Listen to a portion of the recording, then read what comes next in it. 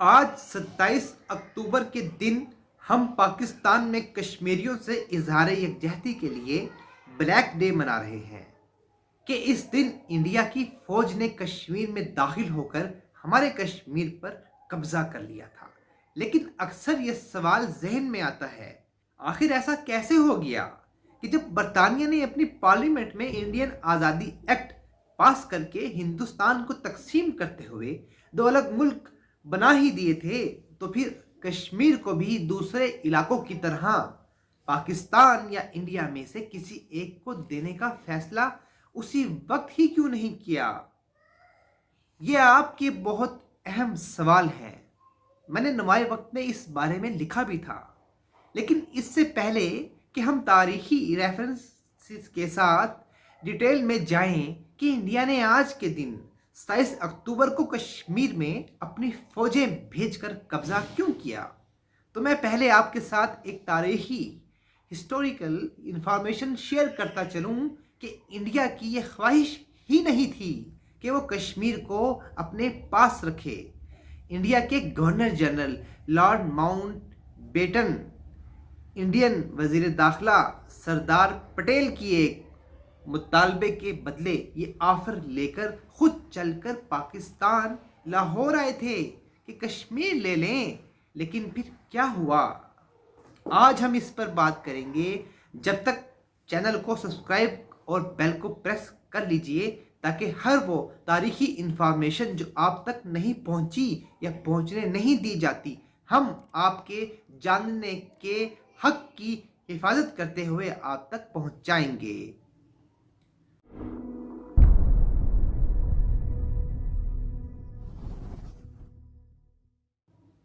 1947 में जब कश्मीर ऑपरेशन शुरू हुआ तो उस मजमूई ऑपरेशन के इंचार्ज मुस्लिम लीग के लीडर जिन्ना साहब के दोस्त पंजाब के वजीर मेजर रिटायर्ड सरदार शौकत हयात खान थे। अच्छा, यहाँ पर आप कश्मीर ऑपरेशंस के बारे में सोच रहे होंगे कि ये क्या है। ये बड़ी अहम सोच है, और जब तक हम सोचेंगे नहीं, सवाल नहीं उठाएंगे, तो तारीख कैसे जानेंगे, और तारीख नहीं जानेंगे तो मसले का हल कैसे होगा। इसकी गुत्थी थोड़ा आगे चलकर सुलझाएंगे। यही वो हमारी दूसरी बड़ी गलती थी कि जब पाकिस्तान ने कश्मीर में कबायली भेजकर ऑपरेशन शुरू किया, जिसके बाद ही आज के दिन 27 अक्टूबर को इंडिया ने रिएक्शन करते हुए गुस्से में अपनी फौजें कश्मीर में भेजकर कब्जा कर लिया था। अब वापस आ जाएं पॉइंट की तरफ कि अभी मैंने गलती का लफ्ज़ इस्तेमाल किया, ये मैंने नहीं किया, बल्कि यही मेजर सरदार शौकत हयात खान अपनी किताब में बताते हैं कि किस तरह एक रात the nation had lost its soul, ये उनकी किताब का नाम है। वो बताते हैं कि किस तरह एक रात खाने में लॉर्ड माउंट बेटन ने, जो इंडिया के पहले गवर्नर जनरल थे जब इंडिया आज़ाद हुआ, तो उन्होंने सरदार पटेल का पैगाम पहुंचाया कि पाकिस्तान कश्मीर ले सकता है और हैदराबाद दक्कन छोड़ सकता है, जिसमें हिंदू आबादी की अक्सरियत है और जो समुंदर या ज़मीनी रास्ते से भी पाकिस्तान के करीब नहीं है। सरदार हयात खान इसी किताब में आगे कहते हैं कि ये पैगाम देने के बाद लॉर्ड माउंट बेटन लाहौर के गवर्नमेंट हाउस में सो गए। मैं कश्मीर ऑपरेशंस का मजमूई इंचार्ज होने के नाते लियाकत अली खान वज़ीर आज़म के पास गया। मैंने उन्हें मशवरा दिया कि चूंकि हिंदुस्तानी फौज कश्मीर में ज़बरदस्ती दाखिल हो चुकी है और हम कश्मीर को अब कबायली मुजाहिदों या फिर नाकाफ़ी बहुत थोड़ी आर्मी के साथ अपने साथ नहीं मिला पाएंगे, हमें सरदार पटेल की ऑफर तजवीज़ को कबूल करने में जल्दी करनी चाहिए। सरदार शौकत हयात खान अपनी बात कह चुके तो नवाबजादा लियाकत अली खान पाकिस्तान के वज़ीर आज़म उनकी तरफ मुड़े और बोले, अब आप मेरी बात अब ये बात आप ध्यान में रखिएगा और सोचिएगा कि कश्मीर का मसला किस तरह उलझाया हुआ है। वज़ीर आज़म पाकिस्तान लियाकत अली खान बोले, सरदार साहब क्या मैं पागल हो गया हूं जो हैदराबाद दक्कन को, जो कि पंजाब से कहीं बड़ा है, कश्मीर की पथरीली पहाड़ियों की खातिर छोड़ दूं? लियाकत अली खान ने कश्मीर को कहा था, पथरीली पहाड़ियां कहा था। सरदार शौकत लिखते हैं, मैं वज़ीर आज़म के रिएक्शन और हमारे ज़मीनी जोग्राफिया से नावाकिफियत और इनकी अकल की कमी से दंग रह गया। मैंने सोचा कि वो अहमकों की जन्नत में रह रहा है और हैदराबाद हासिल करने की उम्मीद में पाकिस्तान के लिए कश्मीर की अहमियत को नहीं समझता था, जो कि बेहतरीन तौर पर सिर्फ अजीब ख्वाहिशात पर कायम सोच थी। इसका पाकिस्तान से कहीं ताल्लुक नहीं था। एहतिजाज के तौर पर मैंने कश्मीर ऑपरेशंस में अपने ओहदे से रिजाइन कर दिया। अब आप फैसला कर लीजिए कि वो कश्मीर जो खाने के बाद स्वीट डिश के तौर पर पाकिस्तान को इंडिया अपना छोटा भाई समझकर देने को तैयार था, प्लेट में रखकर, उसी कश्मीर का मुकदमा, उसी कश्मीरी अवाम की जिंदगियों को बर्बाद करने का जिम्मेदार कौन है? हालांकि नेहरू का दिल इस ऑफर पर भी दुखा हुआ था कि वह हिंदुस्तान का एक और टुकड़ा पाकिस्तान को दे दें, लेकिन इंडिया के पहले गवर्नर जनरल लॉर्ड माउंटबेटन आज 27 अक्टूबर के दिन, उस वक्त भी जंग कश्मीर के बारे में हो रही थी और इंडिया की फौजें कश्मीर में दाखिल हो चुकी थीं। इस कामयाबी के बावजूद भी सरदार पटेल का ये पैगाम लेकर पाकिस्तान आए थे कि कश्मीर ले लें, हैदराबाद आपके साथ रास्ते में भी नहीं है, वो इंडिया में ही रहने दें। लेकिन क्योंकि ये सोच उस वक्त भी मौजूद थी कि क्योंकि हम मुसलमान हैं, बहादुर हैं और हिंदू तो होता ही डरपोक है, बुज़दिल है, ऐसी की तैसी इनकी, हम हैदराबाद ही लेंगे। और फिर ना हैदराबाद रहा और ना कश्मीर। बाज़ लोग मोहब्बत वतनी या फिर देशभक्ति में इस बात से इनकार करते हैं कि नहीं साहब, हम तो मासूम थे, हमने तो कश्मीर में ऑपरेशन कुछ भी नहीं किया, ये तो मक्कार इंडिया था जिसने आज के दिन 27 अक्टूबर 1947 को कश्मीर पर हमला करके कब्जा कर लिया। लेकिन उस वक्त कमांड करने वाले पाकिस्तान फौज के मेजर जनरल अकबर खान तो अपनी किताब रेडर्स इन कश्मीर में 27 अक्टूबर से पहले अक्टूबर 1947 में कश्मीर पर हमले में पाकिस्तान की आला क़यादत के किरदार का एतराफ़ करते हैं। तहरीके पाकिस्तान के रहनुमा चौधरी मोहम्मद अली ने अपनी किताब द इमरजेंस ऑफ पाकिस्तान में कश्मीर के बारे में इंडियन रहनुमा सरदार पटेल के मुतालिक एक दिलचस्प तफसील भी पेश की है। वो लिखते हैं कि पार्टीशन कौंसिल के इजलास में शिरकत के दौरान अगरचे सरदार पटेल पाकिस्तान के एक तल्ख दुश्मन थे, वो एक हिंदुस्तान को एक रखना चाहते थे, लेकिन वो नेहरू से ज़्यादा हकीकत पसंद थे। दोनों वज़ीर आज़म यानी नेहरू और लियाकत अली के दरमियान एक बातचीत में सरदार पटेल और मैं भी मौजूद था। लियाकत अली खान जूनागढ़ और कश्मीर के हवाले से भारत के मौक़िफ़ स्टेटमेंट की अदम मुताबिकत पर बरहम थे कि अगर जूनागढ़ अपने मुस्लिम हुक्मरान के पास से इल्हाक करने के बावजूद अपनी हिंदू अक्सरियत की वजह से भारत का हिस्सा है, तो फिर कश्मीर उसकी मुस्लिम अक्सरियत के साथ हिंदू हुक्मरान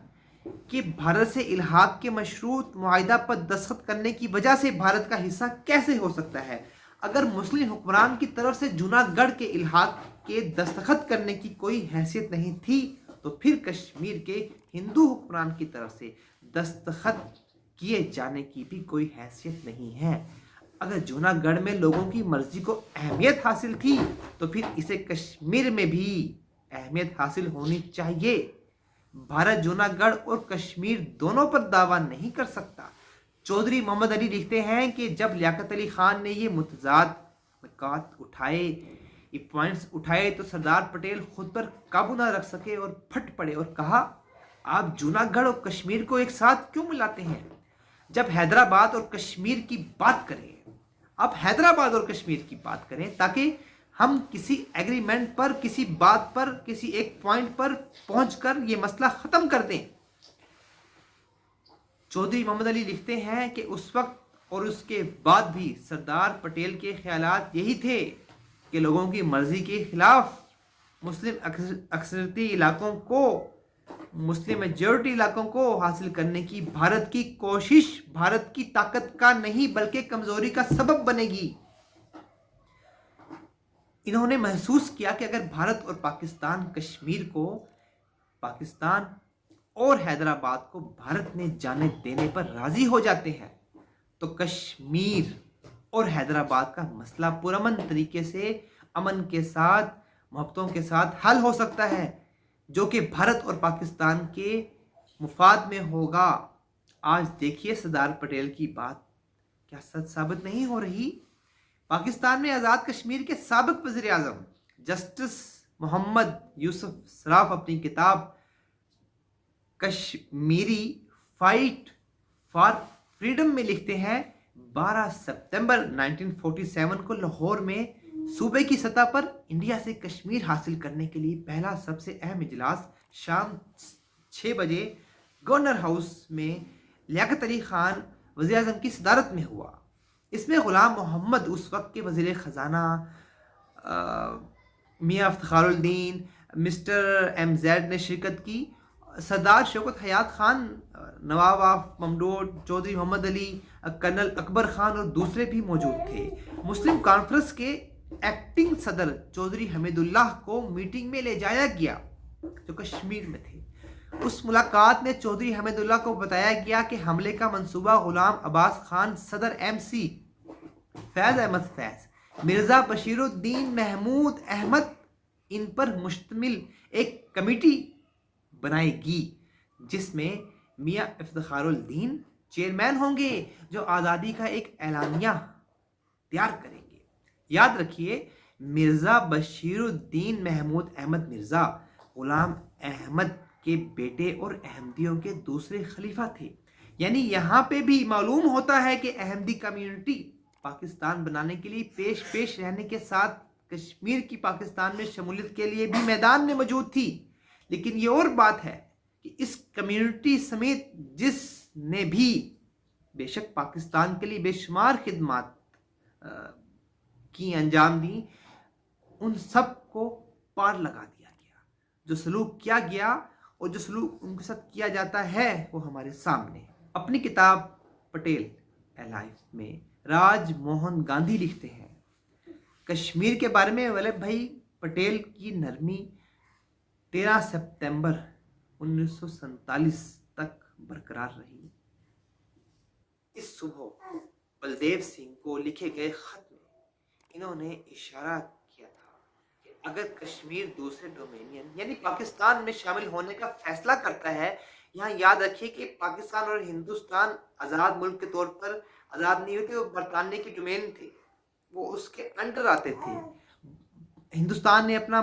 آزادی کا جو آئین بنایا، کانسٹیٹیوشن، وہ بنایا 26 مارچ 1950 کو، وہ تب آزاد ہوا، اور پاکستان نے جب بنایا 1956 کو، اس وقت ہم آزاد ہوئے، اس سے پہلے ایک ڈومینین میں شامل تھے۔ تو کہتے ہیں ولی بھائی کی نرمی 13 ستمبر 1947 تک برقرار رہی، اور اسی صبح بلدیو سنگھ کو لکھے گئے خط میں انہوں نے اشارہ کیا تھا کہ اگر کشمیر دوسرے ڈومینین یعنی پاکستان میں شامل ہونے کا فیصلہ کرتا ہے تو وہ اس حقیقت کو قبول کر لیں گے۔ ان کا رویہ اس دن کے بعد بدل گیا جب انہوں نے سنا کہ پاکستان نے جونا گڑھ کا الحاق قبول کر لیا ہے کہ اگر جناح ایک مسلم حکمران کے ساتھ ہندو میجورٹی ریاست پر قبضہ کر سکتے ہیں تو سردار کو ہندو حکمران کے ساتھ مسلم میجورٹی ریاست میں دلچسپی کیوں نہیں ہونی چاہیے۔ اس دن سے دل پھیکے ہوئے، جس کی ابتدا بدقسمتی سے ان تمام حوالوں کے مطابق ہماری طرف سے ہوتی ہے۔ آج اگر ہم کشمیر کے بارے میں بات کرتے ہیں تو انصاف کے ساتھ ذکر کرنا چاہیے کہ ہندوستان نے بڑا بھائی بننے کی آخر تک کوشش نہیں کی، یا پاکستان کے حکمران چھوٹا بھائی بننے کا فرض یا ظرف نہیں نبھا پائے. فیصلہ